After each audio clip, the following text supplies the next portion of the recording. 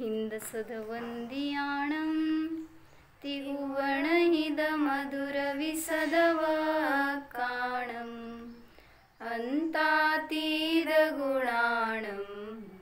नमो जिणाणं जिदभवाणं। कुंदकुंदाचार्य भगवान की जय। कसे आहेत भगवान? जित भव त्याच्यावरच चाललंय काय? भव म्हणजे संसार. संसाराला ज्यांनी जिंकलं असे भगवान आहे. मग आपण धर्म का करतो? आपल्याला संसाराला जिंकायचं आहे का? संसाराला नष्ट करायचं आहे का? असं म्हणायला पाहिजे. संसाराला नष्ट करायचे भाव असतील तर धर्म करणं योग्य आहे. नाहीतर आपण संसार चांगला व्हावा म्हणून धर्म करतो तर जिनांचे अनुयायी नाहीत. जिणाव मदम म्हटलं त्यांनी म्हणून समयसारमध्ये. जिणाव मदम, जिनांच्या अवमत करणारे, अवमान करणारे असे. त्यामुळं भगवान जसं सांगतायत तसं आपण आचरण केलं तर म्हणजे काय झालं चिंतन त्याच्यावरून की आता अमेरिकेमध्ये आग लागली आहे ना, कॅलिफोर्नियाला. बघितलं का? अमेरिकेमध्ये 1-2 ठिकाणी मोठी आग लागली आहे की सगळी फुल सिटी ती जळून गेली. म्हणजे त्याच्यावरनं आज एक असा व्हिडिओ आलाय की द्वारका नगरी जळली तेव्हा कृष्णाने आणि बलराम ना बरोबर होते, किती प्रयत्न केला वाचवायचं सगळ्यांना. त्यावेळेस नव्हते हेलिकॉप्टर, नव्हते तुमचे फायर ब्रिगेड नव्हते. कसं केलं हो? कसं वाचवायचा प्रयत्न केला त्यांनी? तर सांगितलं कृष्णाकडे विद्या होत्या, त्या विद्यांनी त्यांनी त्या द्वारकाचे सगळे कोट फोडले आणि त्यातनं समुद्राचं पाणी आत घेतलं, पण तरी सुद्धा थांबली नाही ती आग. आणि मग इथं कोण थांबवू शकणार आहे? इथं आपण हेलिकॉप्टरने कशाने घालवले तो? इतकं जोरदार काम चालू आहे ते वाचवण्यासाठी सिटी ती, पण काय केलं तरी सुद्धा ती आग थांबेच ना. कारण असं वाऱ्याचा वेग आहे, काय म्हणायचं ते प्रेरक निमित्त, तर ते त्याच्यानी ती आग अजून उसळती आहे, अजून सगळं भडकतंय. मग आमचं असं एक चिंतन झालं त्याच्यावर की संध्याकाळचा विषय चालू आहे ना अकृत्रिम चैत्यालयावर. जे जे कृत्रिम रचना आहे ना सगळ्याचा नाश होणार आहे. मग द्वारका कशी होती हो? द्वारका कोण राहत होतं द्वारकेत? द्वारकेमध्ये कोण राहत होतं? कृष्णाची द्वारका म्हणतो ना, तर ती देवकृत होती, म्हणजे कृत्रिमच, अकृत्रिम नव्हती. त्यामुळं त्याचा नाश झालाच. कृत्रिमच म्हणायचं. समोश्रण कसं आहे हो? अकृत्रिम का कृत्रिम? कृत्रिमच की. त्यामुळं जे अकृत्रिम आहे ना तेवढंच अनादि निधन राहणार आहे. त्याचा आश्रय घ्या. म्हणजे ज्याला आपण आपलं घर म्हणतोय ते सुद्धा कृत्रिम आहे. हे शरीर म्हणतोय कृत्रिम आहे. मग कोणाचा आश्रय घेतोय? जे नश्वर आहे, जे साधी शांत आहे, त्याचा आश्रय घेतल्यावर कुठनं आपल्याला सुखाची प्राप्ती होणार?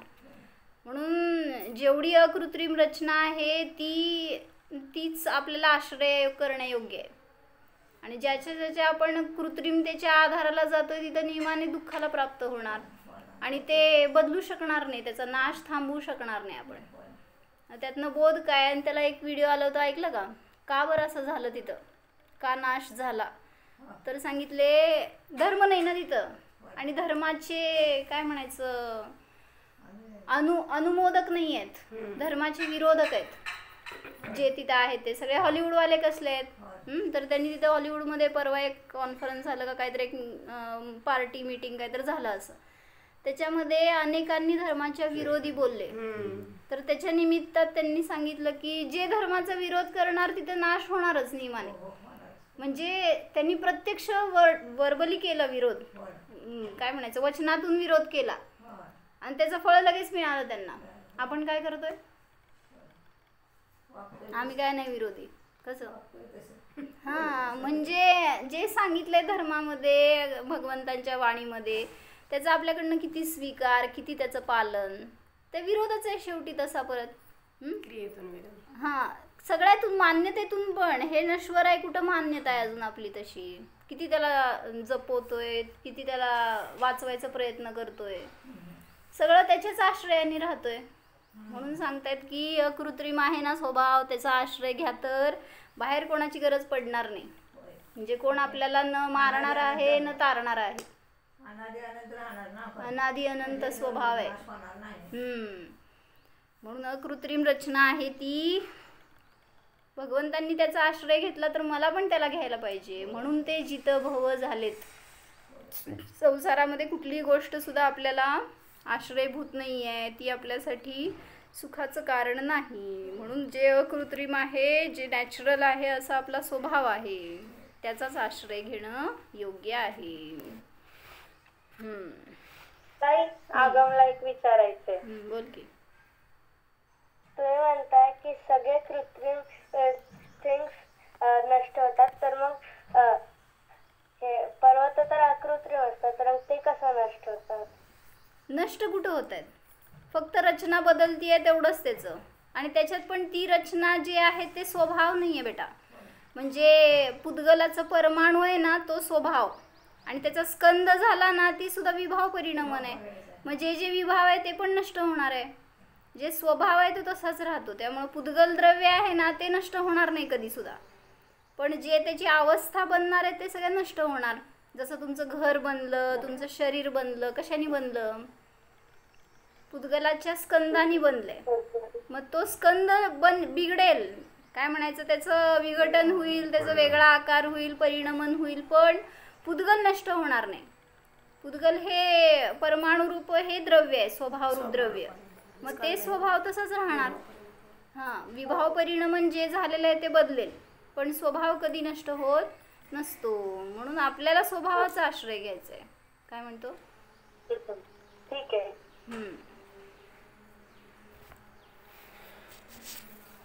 तर आमचं वर्णन काय चाललं होतं सांगा. अकृत्रिम द्रव्य किती आहेत? आगम, निकिता, अकृत्रिम द्रव्य किती आहेत? किती द्रव्य आहेत? 6 द्रव्य आहेत. किती द्रव्य अकृत्रिम, किती अकृत्रिम? नॅचरल द्रव्य किती आहेत? 6 द्रव्य. कोणी बनवलंच नाहीये ना. कोण बनवलं? धर्मद्रव्याला कोण बनवलं? धर्मद्रव्याला. मग इथं ईश्वराने बनवलं अशी ज्यांची मान्यता आहे ना, त्यांचं पण खंडन केलं. सगळी रचना अकृत्रिम आहे, कोणी त्याचा करता नाही. ईश्वर कर्तृत्व पण मानणं म्हणून चुकीचं आहे. मला असं बनवलं, मला असं काय फळ देतंय भगवान, काय तुम्ही म्हणता ईश्वराने मला असं का बनवलं? कर्मानी, कर्माचं असं फळ मला मिळतंय. मग ते दिलं कोण हो? केलं कोण? म्हणजे आपलंच आपल्याला भोगायला लागतंय, हे त्याच्यातून निघते सार. म्हणून धर्मद्रव्य, अधर्मद्रव्य, आकाशद्रव्य, कालद्रव्य सगळे कसे आहेत? अकृत्रिम आहेत. त्याला कोणी बनवलेलं नाही ना. आपण त्याला काय उत्पन्न करू शकतो ना नष्ट करू शकतो, अशी रचना आहे. मग बौद्धांनी काय मानलं? सर्वम क्षणिकम सत्वात. मग मला एकाने प्रश्न विचारलाय असा की त्यांनी ते काहीतरी कारिका आहे, मला बघायची आहे, 45 आणि 46 नंबरची कारिका आहे अष्टसहस्रीची. तर त्यात त्यांनी घेतलंय म्हणे की सत्व हे उत्पन्न होतं.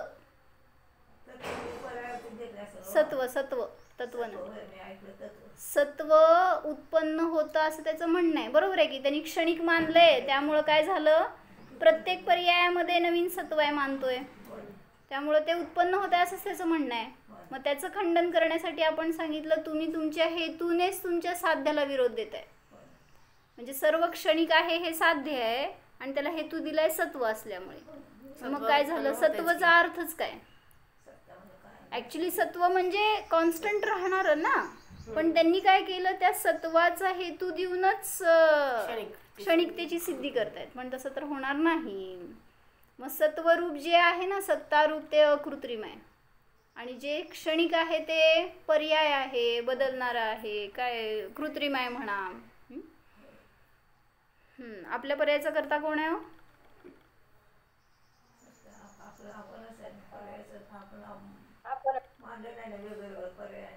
समयाची पर्याय. मग पर्याय कृत्रिम का अकृत्रिम?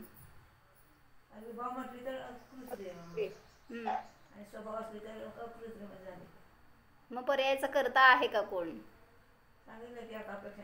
हा, म्हणजे आपण म्हणतोय ना, जेव्हा करता म्हणतो त्यावेळेस तिथं तुमचं रागद्वेषादी परिणाम जे करणार आहे त्याच्या अपेक्षेने तुम्ही त्याचे करताय. बाहेर कोणी तर नाही आहे, म्हणजे न आत न्यायची. शेवटी बाहेरून कोणी मला क्रोध करवलं, करणारं कोण नाही आहे बाहेर. मीच माझ्या पर्यायाचा करताय, म्हणून तिथं करता मी बनलो. मग त्या अपेक्षेने तिथं तुमची पर्याय कृत्रिम आहे. आणि अकृत्रिम का? द्रव्यातून उत्पन्न झाली आहे, त्याला कोण बनवलं नाही आहे. जसं मला पाहिजे कुठली पर्याय, आता सिद्ध पर्याय मला आत्ता पाहिजे, करा बघू. तुमच्या पर्यायाचं जर तुम्ही करताय तर भलेही स्वभाव असू दे, विभाव असू दे, तिथं सुद्धा मग स्वभावाकडून बघताना, द्रव्याकडून बघताना अकर्ताच आहे. पर्याय सुद्धा ती तुम्ही करू शकणार नाही आहे. मला आत्ता सुख पाहिजे, तेच ना. एक जर द्रव्य स्वभावाकडून बघायला गेलं तर पर्याय सुद्धा आपल्या हातात नाही आहे उत्पन्न कशी करायची आहे ती. हा, म्हणून फळ मिळतंय त्या अपेक्षेने बघताना म्हणणार मागच्या कर्मांचं उदय म्हणून मला असं मिळतंय, तर मी करताय त्या माझ्या सुखदुःखाचा, सगळ्या त्या विभाव परिणमनाचा. पण आता सुद्धा जरी मला कोणा म्हणते की मला आता राष्ट्रपती बनायचं आहे, पंतप्रधान बनायचं आहे, बना बघू, ती पर्याय तुम्ही उत्पन्न करू शकत नाही.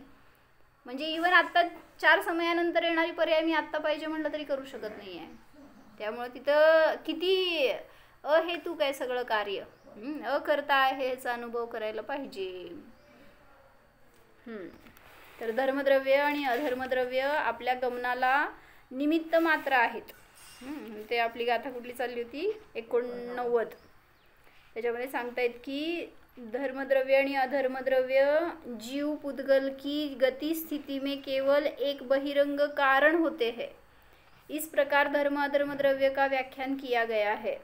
अब आगे उसके उदासीनता को दृष्टांत से बताते हैं. काय? धर्म अधर्म द्रव्य जीव पुद्गलाच्या गमनामध्ये उदासीन निमित्त आहे का आहे ह्याचं कथन या गाथेमध्ये करतायत. हेतू देत आहेत, सांगितलं होतं ना. विज्जदिजे सिंगमणं ठाणं पुणते सीमेव संभवदी ते सग परिणामे हिंदू गमनं ठाणं चकुवंती. काय सांगितलं? हा, गमन आणि स्थिती ज्यांचं होतं त्यांच्यामध्ये संभवतं, त्यांना सोडून अन्यत्र संभवत नाही. काय म्हणले? म्हणजे कोणाच्यात संभवतं काका? गती आणि स्थिती ज्यांच्यामध्ये होते त्यांच्यामध्ये संभवते. म्हणजे आता धर्म धर्मद्रव्य गतिस्थिती करवणारे नाही आहेत, मग कोणाच्यात होतंय त्यांच्यामध्ये करायला मदत करतायत. बस, कोणाच्यात होतंय? हा, जीव आणि पुद्गलामध्ये गती आणि स्थिती होते, म्हणून तिथं धर्म धर्मद्रव्य सहकारक म्हणलं जाते. अन्यथा जर धर्म अधर्म समोर या शुद्ध आहे का त्यांच्यावर, जर धर्माधर्मानी करवलं असं म्हणलं गती आणि स्थिती तर चुकलं. मग सगळ्या द्रव्यांची गती आणि स्थिती करू दे, तसं तर होत नाही. म्हणून सांगितलं ज्याची गमन आणि स्थिती संभवते त्यांनाच ते मदत करतं, त्यांच्यामध्येच गमन आणि स्थिती दिसून येते. ते पण कसं? ते सग परिणामे हिंदू गमनम ठाणम च कुवंती. सग म्हणजे स्वतःच्या परिणामाच्या द्वारेच गमन आणि स्थिती करतात.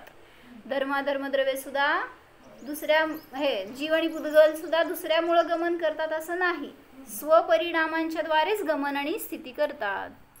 याच्यामध्ये त्यांची उदासीनता कशी आहे हे चांगलं सांगितलं वर्णन. थोडंसं राहिलं होतं वाचायचं याच्यातलं. धर्म धर्मद्रव्य की उदासीन हेतुता का वर्णन. यह धर्मद्रव्य अधर्मद्रव्य भी जीव और पुद्गल की गति एवं स्थिति में उदासीन निमित्त मात्र है. काय सांगितलं? 2 गाथा सांगितल्यात प्रीतीबेन. मागच्या गाथेत उदासीन कारण आहे एवढंच सांगितलं, आता ते का उदासीन आहे हे सांगतायत. नुसतं आपण म्हणतोय की उदासीन आहे, पण उदासीन म्हणजे त्याच्यामध्ये ते कार्य करत नाही, फक्त निमित्त. उदासीन म्हणजे आहे मात्र, काय करत नाही ते आहे बस. जसं हा हा असं म्हणा, इंग्लिशमध्ये पाहिजे कॅटलिस्ट म्हणतात बरं का त्याला. धर्मद्रव्य अधर्मद्रव्य भी जीव और पुद्गल की गति एवं स्थिति में उदासीन निमित्त मात्र है. धर्मद्रव्य किसी की गति का कारण बनने का अभ्यास नहीं कर रहा, यत्न नहीं कर रहा. काय? धर्मद्रव्य कोणाच्या गतीचं कारण नाही आहे, करत नाही आहे. वह निष्क्रिय अवस्थित है. ऐसे ही अधर्मद्रव्य भी स्थिति के हेतु बनने का श्रम नहीं कर रहा. कोणाला स्थिर करवण्यासाठी श्रम करत नाही आहे आणि धर्मद्रव्य कोणाला चालवण्यासाठी श्रम करत नाही आहे. ये दोनों पदार्थ गमन और स्थिति में मुख्य कारण नहीं है. मग मुख्य कारण कोण? तुमचं गमन झालं, स्वतः जीव आणि बुद्धल स्वतः. कुठलं काय त्याचं कारण? उपादान. काय कारण? क्रियावती शक्ती म्हणायचं. क्रियावती शक्तीच्या निमित्तात जीव आणि पुद्गल गमन करतात. बाकी अन्य द्रव्यांमध्ये ती शक्ती नाही आहे, त्यामुळे ते स्वतः पण गमन करत नाहीत आणि धर्मद्रव्य त्यांना गमन करू शकत नाही. यदि ये गमन के, म्हणून त्यांना मुख्य कारण नाही, उदासीन कारण आहे ह्याची सिद्धी करतायत. यदि ये गमन के और ठहराने के मुख्य कारण होते तो काय झालं असतं? जर काय काका स्थिती झाली आहे तुमची इथं, कोण थांबवलं सांगा?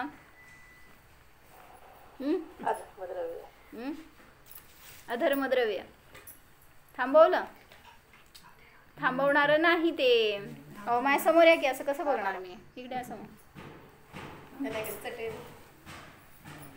अधर्मद्रव्य थांबवणार नाहीये तर थांबायला निमित्त आहे. बस थांबायची इच्छा असणाऱ्याला काय म्हणले मी? चालू आहे त्यांचं. काय म्हणले? ज्याला थांबायचं आहे त्याला करवणार आहे, म्हणून मुख्य कारण म्हणू नका हे सांगतायत आता. ये दोनों पदार्थ गमन और स्थिति में मुख्य कारण नहीं है. यदि ये मुख्य कारण होते तो जिनकी गति शुरू हुई हो रही है उनकी गति ही होती, जिनकी स्थिति ही हो रही है उनकी स्थिति ही होती.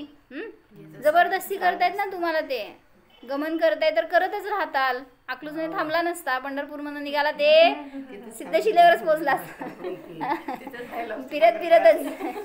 हा नाही, ते तुमच्या स्थितीला कारण आहेत ना, मुख्य कारण अधर्मद्रव्य, त्यामुळे तुम्ही हालतच नाही तिथं. मोक्ष पण नाही. मग ते अधर्मद्रव्याने थांबवलं का हो सिद्धशिलेवर त्यांना? ते खाली येतच नाहीत आपल्याकडं. कसं? मुख्य कारण नाहीत. हा, त्यांनी त्यांच्या उपादानांनी थांबलेले आहेत. लेकिन देखा यह जा रहा है कि जैसे किसी भी एक पदार्थ का अभिगमन हो रहा है तो उस समय, असं म्हणा, उपादान कारण नाही, मुख्य कारण नाही म्हणजे उपादान कारण नाही असं म्हटलं तरी चालतंय. निमित्त रूपाने आहेत. बरोबर. देखा जा रहा है कि जैसे किसी भी एक पदार्थ का अभिगमन हो रहा है तो उस समय बाद में उस ही पदार्थ का ठहरना हो रहा है. म्हणजे हेतू काय दिला त्यांनी? काय म्हणले? लिहा. असं येत असेल. हा, म्हणजे उदासीन कारण का आहे तर एकाच द्रव्यामध्ये गमन आणि स्थिती दिसून येते म्हणून ते उदासीन कारण म्हणलं.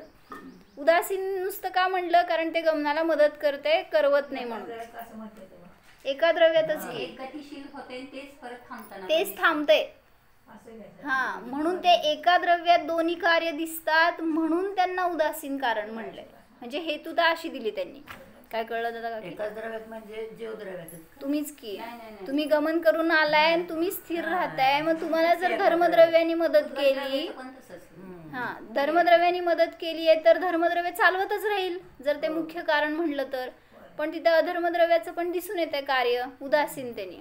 म्हणजे एकच द्रव्यामध्ये गमन आणि स्थिती होते म्हणजे ते कार्य तुमचं आहे, त्याचं नाही आहे, धर्मद्रव्याचं नाही आहे, म्हणून ते मुख्य कारण नाही. मग मुख्य कारण कोण असं तुम्ही विचारायचे. हा, जे ज्याचं गमन आणि स्थिती होतीये ते स्वतःच त्याचं मुख्य कारण आहे. बाकी अन्य कोणी त्याला मुख्यता रूपाने नाही मदत करणार. किसी भी एक पदार्थ का अभिगमन हो रहा है तो उसकी स्थिति भी होती है, उसका ठहरना हो रहा है. इससे यह सिद्ध होता है कि धर्मद्रव्य अधर्मद्रव्य जीव और पुद्गल की गति में और स्थिति में कारण नहीं है, प्रेरक कारण नाही है. काय म्हणलं होतो? प्रेरक कशाला म्हणायचं? प्रेरणा देत नाही. उदासीन दोन कारण सांगितले, उदासीन आणि प्रेरक ना. हा. तर त्याला वारा हे निमित्त. म्हणजे आता ते फळक त्याच्या ह्यानं ते वाऱ्यानं ते त्याच्या उपादानाने ती फडकली. नाही थांबा. निमित्ताचे दोन भेद केले आपण. उदासीन निमित्त आणि प्रेरक. ऍक्च्युली प्रेरक असं कोणी नसतं. मग का सांगितलं असं वर्ड?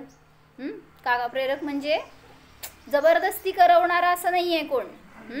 म्हणजे प्रेरक म्हणजे उदासीनच. मग का म्हणजे काय घेतलं? प्रेरक म्हणजे काय घेतला अर्थ? वर्णिजींनी केलं ना खुलासा, आपण वाचला 1-2 गाथेच्या मागचं.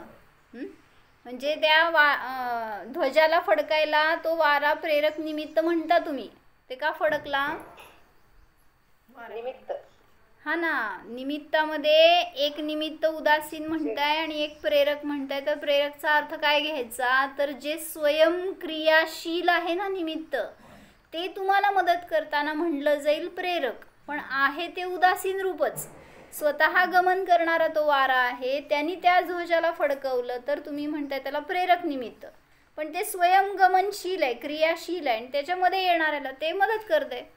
त्यामुळे ते उदासीनच आहे, निमित्त रूपच आहे. पण असं काय ते जबरदस्ती करून फडकवत नाही. साक्षात निमित्त म्हणायचं. क्रियाशील निमित्त म्हणायचं एक, आणि एक निष्क्रिय म्हणा.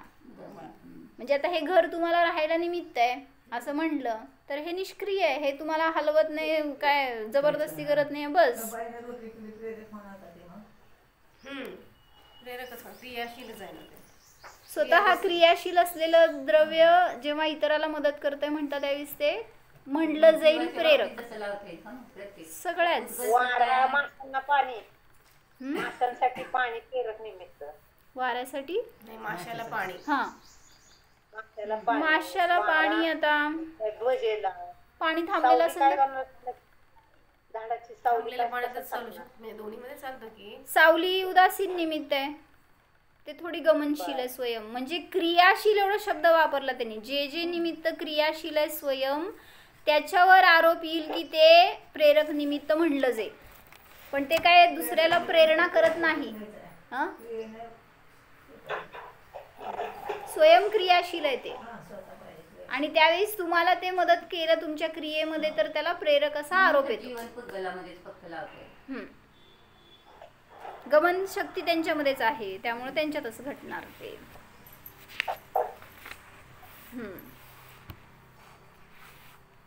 इससे यह सिद्ध हुआ कि जीव पुद्गल की गति स्थिति में धर्म कारण नहीं है, यानी प्रेरक कारण नहीं है किंतु उदासीन कारण है. आता ते स्वयं गमनशील आहेत का स्थिर आहेत? धर्म किती विचार करून सांगताय. अरे बापरे. धर्म स्वयं क्रियाशील आहेत का स्थिर आहेत? काय एवढं विचार करावा लागला? हलवून बघताय का काय? हलतात का? निष्क्रिय आहेत ना ते. म्हणजे हे उदाहरण देतोय ना आपण, जे क्रियाशील म्हणताना प्रेरक म्हणताना ते सगळे अन्य अपेक्षेने. धर्म सुद्धा तर करत स्वयं निष्क्रिय आहे पण दुसऱ्याला गमन करण्यासाठी निमित्त आहेत, असं ते धर्मद्रव्य आहे. चांगली उदाहरणं घेतली त्यांनी सगळी या 2 द्रव्यासाठी. जसं आपण फक्त ते सावली घेतो आणि दुसरं काय घेतो, माशाला पाणी. पण त्यांनी किती उदाहरणं घेतली हो? करा रिपीट एकदा. हा, म्हणजे धर्मद्रव्याचं उदाहरण देत असताना त्यांनी आपण देतो काय, जसं पाणी माशाला मदत करतं गमनासाठी, तसं रस्ता, वाट तुमच्या गमन करण्यामध्ये वाटसरूला निमित्त असतं. अजून नितीन काका, धर्मद्रव्यासाठी 4 उदाहरणं दिली आहेत. 4 होती का 3 होती? हा बरं, बोल सोनल. नाही, अधर्मद्रव्याचं आठवतं. पृथ्वी थांबण्यासाठी. नाही मला धर्मद्रव्याचं पाहिजे. जयश्री मा, धर्मद्रव्याचं.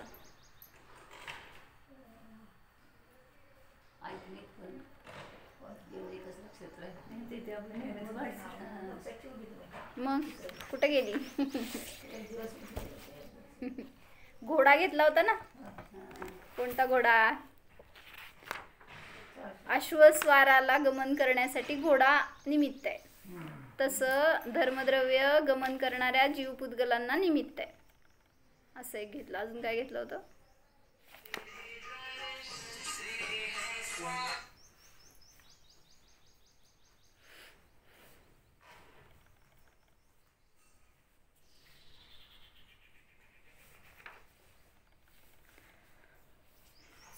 बरं, अधर्मद्रव्याला काय काय घेतले ते उदाहरण? पृथ्वी थांबण्यासाठी एक सावली घेतली,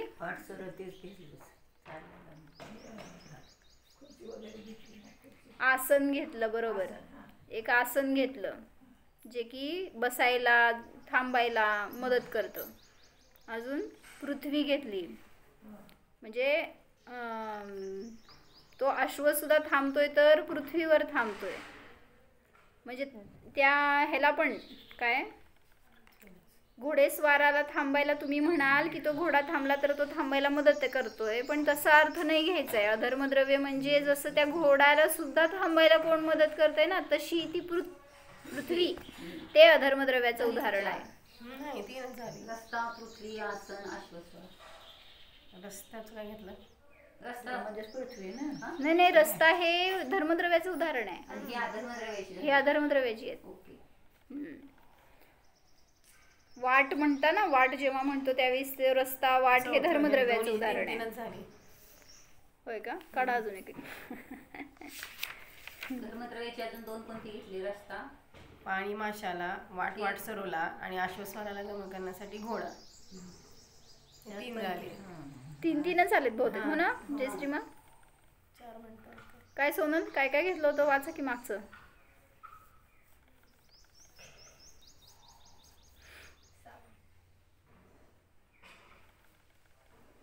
सावली लिहिलं ना तुम्ही? हा, झालं. अधर्मासाठी घेतली. अधर्मद्रव्यासाठी सावली, पृथ्वी आणि आसन. 3 झाले. बरं, बघू अजून काढू. आले ह्याच्यामध्ये गाथेमध्ये. किती गाथा? हे 86-87 पासून सुरू झाले धर्माधर्मद्रव्याचं काय काय उदाहरण. तर धर्माधर्मद्रव्य जीव पुद्गलासाठी उदासीन कारण आहेत. कुठल्या न्यायाने? गती आणि स्थितीमध्ये उदासीन कारण आहेत. कुठल्या न्यायाने? उपचरित असद्भूत व्यवहारने. मग उपचरित सद्भूत मध्ये काय येणार? जीव आणि पुद्गलाचं गमन आणि स्थिती झाली. उपचरित सद्भूत व्यवहारण्याने काय येणार हो? जीवाची क्रियावती शक्तीमुळे जीवाचा परिणाम म्हणजे जीवगतिशील. चूक. कुठला नाही झाला? क्रियावती शक्तीमुळे थांबतो जीव, गमन करतो. नाही, आता हे उपादान घेतोय ना. जीवाची क्रियावती शक्ती त्याच्या थांबण्या आणि गमनामध्ये कारण आहे असं म्हटलं तर हा गुण झाला ना तो. आता इकडं घाला उपचरित सद्भूत मध्ये. त्यावेळेस ती पर्याय, जेव्हा ते थांबलं त्या क्रियावती शक्तीचं परिणमन म्हणा, त्याच्या निमित्तात भावकर्म जे असतील ते. तर हे व्यवहार न्यायाचं कथन आहे. म्हणजे धर्मद्रव्य जर मदत करतात असं म्हटलं जीव पुद्गलाच्या गतिस्थितीमध्ये, तर ते खोट्यातला खोटा नाही आहे, ते काय करता नाही आहेत. म्हणून उपचरित असद्भूत व्यवहारने सांगितलं. निश्चयाने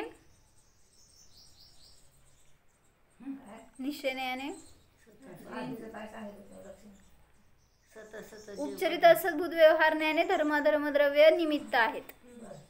निश्चयाने गती आणि स्थितीमध्ये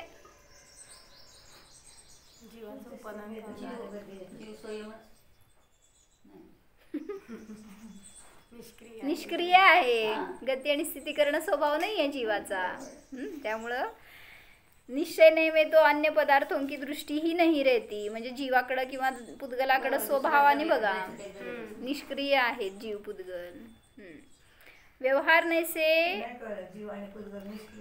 निष्क्रिय आहेत हे निश्चयाने सांगितलं, कारण गमन करणं हे स्वभाव नहीं है. निश्चय के विभाग में निमित्त उपादान की व्यवस्था नहीं है. स्थिर राहणं तर स्वभाव म्हणजे म्हणूनच की हा गमन आणि स्थिती अशी अपेक्षेने तुम्ही बघाल तर ते स्वभावच नाही आहे. हा स्थिर असं कोणाला म्हणलं जाणार? ज्याची गमन होतंय त्यालाच म्हणलं जाणार हा स्थिर आहे. स्वभाव निष्क्रिय आहे असंच म्हणणार. त्यामुळं स्थिर हा शब्द जर गमनच्या तुलनेमध्ये घेणार तर तो स्वभाव नाही आहे. त्यामुळे निष्क्रिय स्वभाव म्हणा चालतंय. मग त्यांनी तेच विचारलं मागं की अधर्मद्रव्य स्थिर आहे का अस्थिर आहे. म्हणजे गमन करून स्थिर झालंय. नाही, मग स्थिर म्हणायचं नाही, त्याला हे सांगितलं. हा, बरोबर आहे. अधर्मद्रव्य स्थिर आहे असं नाही तर निष्क्रिय आहे. जे स्थिर म्हणायचं ते गमनपूर्वक हा, स्थिर झालंय, असं त्यालाच म्हणायचं. स्थिर म्हटलं तर त्याचं परिणाम पण थांबले म्हणावं लागेल. कोणाचं? उत्पाद वेग. हा, नाही, स्थिर हा शब्द येत नाही त्याला, तेच सांगतोय. त्यासाठी उदासीन कारण हे काय निष्क्रिय आहे हेच स्वभावच येणार त्याचं उत्तर. त्यामुळं स्थिर आहे असं नाही, सगळे द्रव्य स्थिर आहेत असं म्हणाल तर अपेक्षा बरं का. आता मी स्थिर स्वभावी आहे हे म्हणताय त्यावेळेस अपेक्षा वेगळी आहे. पण जेव्हा इथं दाखवता येतं धर्माधर्मामध्ये तर स्थिर म्हणत असताना ते गमनपूर्वक जे थांबलं त्याला स्थिर म्हणणार. आणि जेव्हा नुसतं स्वभाव दाखवतो त्यावेळेस निष्क्रिय म्हणाल. यहाँ जिज्ञासा हो सकती है कि यदि ऐसी उदासीनता है अथवा व्यवहारने से ही व्यवस्था है. स्थिर असं होऊ शकत नाही ना. हाँ निष्क्रियचा अर्थ पर्याय रूप होत नाही तो. निष्क्रिय म्हणतो ना. हो ना, क्रिया नाही आहे तो, क्रिया करणं हा स्वभाव नाही आहे, याच्यापेक्षा निष्क्रिय म्हणलं. म्हणूनच स्थिर हे शब्द जेव्हा दाखवतो त्यावेळेस ती पर्यायाकडे घ्या. क्रियापूर्वक असणं. क्रियापूर्वक थांबलं तर ते स्थिर म्हणलं जाईल. त्यामुळं स्थिर आणि गती हे पर्याय घ्या आणि निष्क्रिय हा स्वभाव घ्या. अंतर पण राहणार नाही. स्थिर कशाला म्हणायचं, निष्क्रिय कशाला म्हणायचं. म्हणजे काय स्थिर म्हटलं म्हणून काय होतं निष्क्रिय, तर ते हे अंतर आहे. म्हणजे मला सांगा, जीवामध्ये दोन्ही शक्ती आहेत, निष्क्रिय शक्ती पण आहे आणि क्रियावती शक्ती पण आहे. हो, मग ते म्हणले की दुसऱ्या द्रव्याच्या अपेक्षेने बोलतो तेव्हा ते कशाला स्वभाव आहे तो निष्क्रिय पण आहे आणि क्रियाशील पण आहे, क्रियावती शक्तीवाला आहे. त्यामुळे स्वतः गमन पण करणं हे स्वभाव आहे जीवाचा. कोणा निष्क्रिय म्हणतो की नाही आपण. हा पारिणामिक भाव हा निष्क्रिय आहे. मग तो कुठं पर्याय रूप होतो. आणि बाकीचे नाही भाव- होत पर्याय रूप. बाकीचे भाव पण आहेत पण ते आहेत की नाही. क्रियावती शक्ती आणि निष्क्रिय स्वभाव हे दोन्ही एका वेळी आहेत, ते कसं लावायचं हे विचारते मी. उद्गल द्रव्य सुद्धा ते क्रियावती शक्ती का लावायची? नाही, क्रियावती शक्तीचं क्षेत्रांतर्गमन हेच कार्य आणि नाहीतर मग स्थिर राहणं हे कार्य. विभावरूप परिणमन म्हणजे क्षेत्रांतर्गमन आणि स्वभावरूप परिणमन म्हणजे स्थिर राहणं. म्हणजे सिद्धांतमध्ये जे आहे ते सगळं परिणमन स्वभाव रूपाने घ्या. काय म्हणलं? म्हणजे पण क्रियावती शक्ती आहे आहेच. मग तिथं कार्य काय चाललंय, स्थिर राहणं. हा, म्हणजे शक्ती आहे तर परिणमन नित्य चालू आहे. मग काय चालू आहे सिद्धांमध्ये ते सगळं स्वभाव परिणमन आणि जे आपण करतो इथं ते विभाव परिणमन. दीपाली भाभी काय म्हणले? चिंतन करते अशुद्ध जीवाचे सगळं हे आहे. हा हा तर ते घेतलं होतं परवा आम्ही, झाला होता हा विषय. काय जेव्हा आपण ध्यानाला बसतोय त्यावेळेस तुमची क्रियावती शक्ती कार्य करते का, काय म्हणून कार्य करते? गमन तर करत नाही तुम्ही कुठं. स्थिर राहण्याचं कार्य. मग तुमच्यामध्ये परिस्पंदन होत आहे त्यावेळेस ध्यान करत असताना, मग ते कोणाचं कार्य आहे? प्रेरकचा अर्थ काय? प्रेरक सुद्धा उदासीन होतात. मनाचं ते परिस्पंदन चालूच आहे. मन वचन काय सगळ्याचं परिस्पंदन चालू आहे तिथं. पाहायचं पण. आत्मप्रदेशांचं परिस्पंदन चालू आहे. तर मग ते कोणाचं कार्य? कुठल्या गुणाचं कार्य सांगितलं होतं मी? योग योग गुणाचं कार्य सांगितलं की परिस्पंदन. म्हणजे तुम्ही एका ठिकाणी क्षेत्रांतर्गमन करताय तर क्रियावती शक्ती कारण आहे.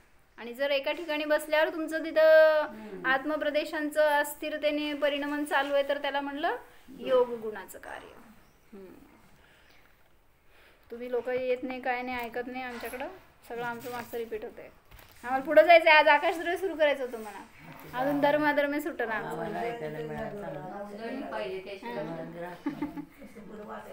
होय. यहाँ फिर जिज्ञासा हो सकती है कि यदि ऐसी उदासीनता है अथवा व्यवहारने से ही व्यवस्था है कि धर्मद्रव्य अधर्मद्रव्य जीव पुद्गल की गति स्थिति में उदासीन कारण है, तो फिर चलने वाले ठहरने वाले पदार्थ का गमन और ठहरना किस प्रकार होगा? जर ते मुख्य कारण नाहीत, उदासीन कारणच आहेत धर्माधर्मद्रव्य, तर जीव पुद्गलांचं गमन आणि स्थिती कशी होती असा प्रश्न विचारलाय. आपल्याला उत्तर येते. कशी होती? स्वतःची शक्ती त्याची म्हणजे क्रियावती शक्ती. समाधान यह है कि सभी चलने वाले और ठहरने वाले पदार्थ निश्चय से अपने ही अपने परिणमन से गति और स्थिति को किया करते हैं. व्यवहारने से देखने पर उसमें निमित्त धर्मद्रव्य और अधर्मद्रव्य है. त्याची त्याची स्वतःची योग्यता म्हणा. निश्चय एक ही पदार्थ को निरखता है, व्यवहार अनेक पदार्थों को निरखता है. काय म्हणले? निश्चय एकाच पदार्थाला पाहतो म्हणजे उपादान. उपादान आहे ते एक आहे, निश्चय म्हणून एकालाच पाहतो. आणि व्यवहार अनेकाला पाहतो म्हणजे सहकारी सहस्त्र समवधान कारणे. काय? सहकारी सहस्त्र कारण काय वाक्यच येईना मला ते. सहकारी सहस्त्र कारण असताना सुद्धा कार्य होत नाही. म्हणजे ते सहकारी कारण आहेत, ते सहकारीच आहेत, ते करता नाही आहेत. त्यामुळे उपादान हेच कार्याचं करता आहे. उपादानात कार्य होत असताना तिथं सहकारी कारण उपस्थित असतील. मग ते किती असतील तर अनेक असू शकतात. म्हणून व्यवहार मुख्य 5 सांगितले त्याला स्वभाव पण आहे, ते उपादान आहे. 4 म्हणा. हा तर सकाळचं आणि दुपारचं मिक्स केलं की असं होतं. निश्चय एक ही पदार्थ को निरखता है, व्यवहार अनेक पदार्थों को निरखता है. सांगा गमन झालं काय काय कारण आहेत? व्यवहार, धर्मद्रव्य,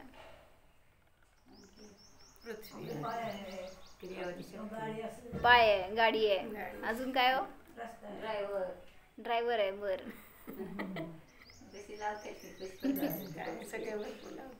लावा किती सांगायला भरपूर उगीच म्हणालाय. गमन करायला रस्ता आहे. अजून कोणी बोलवलं त्याचं कारण आहे. होय बर सांगते बोलते ना. पंढरपूरून गमन काय म्हणताय? स्मिताताईंचं बोलून आहे निमित्त. होय. म्हणजे गमन झालं त्याच्यामध्ये अन्य कारण आहेत, त्यांना सगळ्यांना करता बघायला जातोय, पण ते करता नाही आहेत, उदासीन आहेत. फक्त करता कोण आहे? मीच माझ्या परिणामाचं. यायचं असेल ना तरच येतं. आम्ही 10 वेळा बोलवलं तरी येत नाही. त्यामुळं कोण करता नाही आहे इथं. तुमचं उपादान. निमित्त नैमित्तिक व्यवस्था. जीवाचा योग आणि उपयोग कोण आहे? करता उपादान आहे का निमित्त आहे?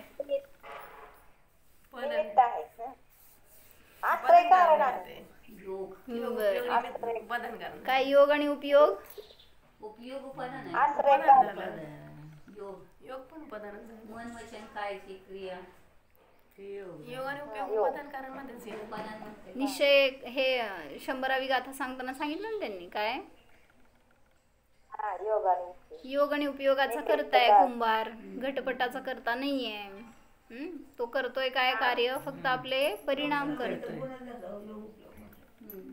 त्यामुळे ते निश्चय घ्यायचं. मग व्यवहार कसं घ्यायचं? आता ते तुम्ही बोलताय ना, ती दुपारची सांगायला ना, अपेक्षा ह्याच्यात घालू नका. दुपारची अपेक्षा वेगळी आहे. तिथं त्यांनी आश्रय कारण, निमित्त कारण असे वेगवेगळे करून सांगितलेत ना. ठीक आहे. आपण सामान्य शिष्य आहोत, सूक्ष्म शिष्य नाही. निमित्त नैमित्तिक व्यवस्था. निमित्त कारण आणि आश्रय कारण थोडंसं फरक केलंय ना त्यांनी. काय केलं हो? संपली वेळ तुमची, मी सांगते परत. तर निमित्त नैमित्तिक व्यवस्था उपादान निमित्त की चर्चा व्यवहार में ही संभव है. निश्चय ने तो केवल एक वस्तु स्वरूप को देखा करता है. इस दृष्टि में निमित्त लखा भी नहीं गया. जेव्हा निश्चयाकडे बघतो त्यावेळेस तिथं व्यवहार दृष्टीत पण नाही आहे निमित्त काय. यहाँ तक धर्मद्रव्य का निमित्त रूप से वर्णन किया है. म्हणजे त्याला निमित्त रूपच बघा, करता बघू नका. जे काय तुमच्यात परिणमन होतंय गती स्थितीचं ते सगळं, त्याच्यावरून आपल्याला काय फायदा हे घेतलं होतं आम्ही. म्हणजे सगळं समजलं हे वर्णन तुम्हाला. काय फायदा आहे हो धर्मद्रव्याचा? दृष्टी हटवायची. आपल्याला जे काळपासून सवय लागली निमित्ताकडे, निमित्ताकडची दृष्टी हटवायची. अजून उपादान दृष्टी जागृत झाली की स्वतंत्रता, स्वाधीनता, सगळं सुख सगळंच प्राप्त होणार. बर जोपर्यंत दृष्टी पराधीन आहे तोपर्यंत सगळं दुःख आहे. बरोबर. ह्यानी काय घेतलं असते, म्हणजे धर्माची विशेषता. हम सारभूत शिक्षा क्या ले इसमें से, निर्विकार चिदानंद स्वरूप शाश्वत आनंद निधान अहेतुक एक स्वभाव से भिन्न, ये धर्म धर्म द्रव्य है, ये हेय तत्व है, उपादेय नहीं है. यह मैं शुद्ध आत्म तत्व ही उपादेय हूँ. धर्म धर्म द्रव्य हेय है इतनी ही बात नहीं. धर्म धर्म द्रव्य के काय सांगितलं तो, धर्म धर्मद्रव्य हे आहेत एवढंच नाही तर त्याचे विकल्प जे मायेत उत्पन्न झाले ते सुद्धा हे आहेत. धर्म धर्मद्रव्य के विषय में जो चर्चा की गई है उस चर्चा के जो विकल्प बने हैं ये विकल्प भी शुद्ध आत्म तत्व में नहीं है. यो समझिए कि सब कुछ गुजर रहा है पर उस गुजरते हुए के भीतर गुप्त सुरक्षित मैं एक शुद्ध आत्मतत्व हूँ. सगळं चालू आहे, एक एक पर्यायाचं परिणमन, त्याच्यामध्ये मी कसं आहे हो, सुरक्षित भिन्न आहे त्यापासून. गमन चालू आहे, सगळ्या पर्याय येत आहेत जात आहेत, पण त्याच्यामध्ये मी त्याच्यापासून अस्पर्शी कसा भिन्न आहे ह्याची जाणीव करायला पाहिजे. शुद्ध तत्वाचा विकल्प हा सुद्धा विकल्पच आहे, विचार. बरोबर आहे. त्याचा काय फायदा? म्हणून हे तर भिन्न द्रव्य आहेत, ह्यांचा पण विकल्प करून तुम्हाला उपयोग नाही आहे. बरं मला सांगा, एक आत्ता मला प्रश्न आला म्हणून, बरं का, पर्याय सुद्धा परिणमन करतीये म्हणजे एकानंतर एक गमन करतीये, कोण कारण? निश्चयाने त्याची योग्यता म्हणते, पर्यायाची योग्यता.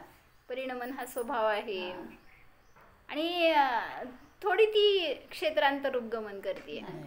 परिणमन करते म्हणजे एक नष्ट होती एक उत्पन्न होतीये, हेच त्याचं द्रव्यातच आहे. सगळ्या नाही आहे त्याच्यात काय कारण. म्हणून काल द्रव्याचं परिणमन म्हणा कारण आहे, पण धर्मद्रव्य मदत करणारं नाही, अधर्मद्रव्य पण नाही. पर्याय फक्त गतिशील आहे म्हणलं जाते, म्हणजे काय, स्थिर नाही राहत त्या अपेक्षेने गतिशील म्हणतात. पर्याय ही गतिशील आहे म्हणता, बरोबर आहे का चुकीचं आहे? एकानंतर एक एकानंतर एक आहे. परिणमनशील म्हणा, मग त्यालाच गती कधी वापरला शब्द जर, तर ते काय गती म्हणजे एका क्षेत्रातून दुसरीकडे जात आहे असं नाही आहे. पर्याय ज्या द्रव्यातले त्याच द्रव्यात राहतीये, त्यामुळे त्याच्यामध्ये धर्मद्रव्याचं निमित्त नाही आहे, कालद्रव्याचं निमित्त आहे, परिणमन होत आहे ते. म्हणून जरी गती हा शब्द कुठं वापरला, जसं दवीय दिगच्छदिता आई म्हटलं ना, द्रवित होतं, गमन करतं, ते द्रव्य आहे. मग तिथं गमन करतं म्हणजे काय, जातं असं नाही आहे अर्थ. म्हणून पर्याय आपल्याला बोध काय देते, सगळ्या जरी उत्पन्न नष्ट होत आहेत तरी सुद्धा त्या सगळ्या पर्यायांमध्ये अस्पर्शी ध्रुव आहे, तो सुरक्षित आहे. मग त्याला विषय करणारा जीवच सुरक्षित राहू शकतो. पर्यायाकडे पाहणं योग्य नाही. बरोबर. पर्याय रूप मी नाहीये तर पर्यायापासून भिन्न पर्यायी त्याला जाणं. पण ते पर्याय पाहतो तो शुद्ध स्थिर जी वस्तूलाच पाहतो असं पाहायला पाहिजे. पर्यायीला पहा, पर्यायाला पाहू नका. हो, सांगा नाही नका.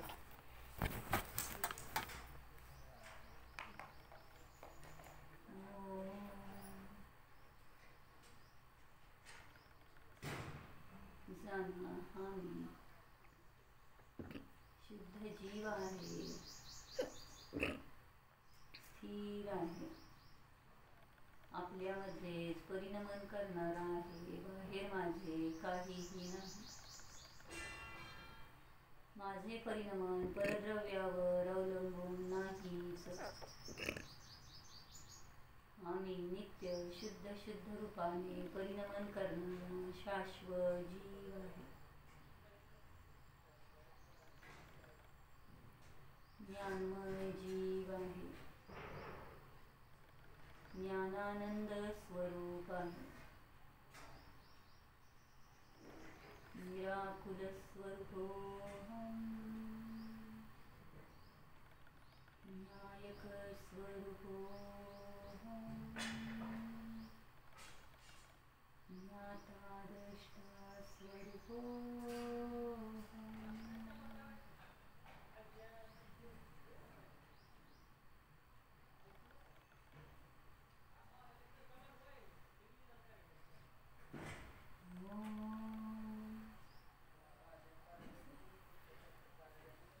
न